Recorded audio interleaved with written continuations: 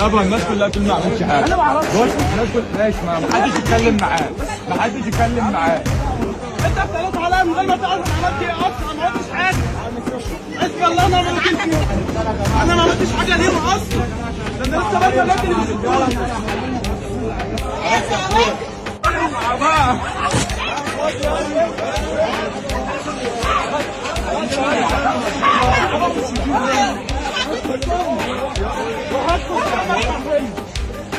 هو بلطجة بالمنطقة.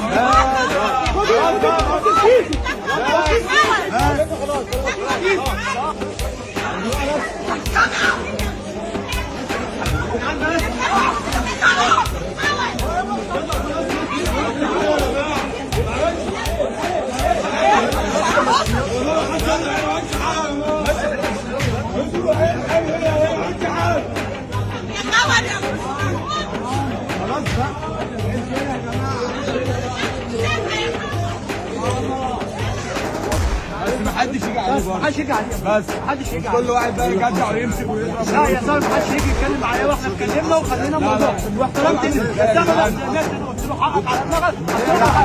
وصلنا على يعني بقول لك يا عم دخلت الراجل بابا قلت له يا عم دول حريم ودخلت قلت لهم بقى يتكلم من الموضوع.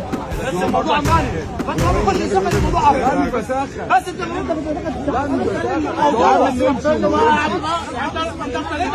اسم الله انا ما عملتش. والله العظيم ثلاثه وكل منكم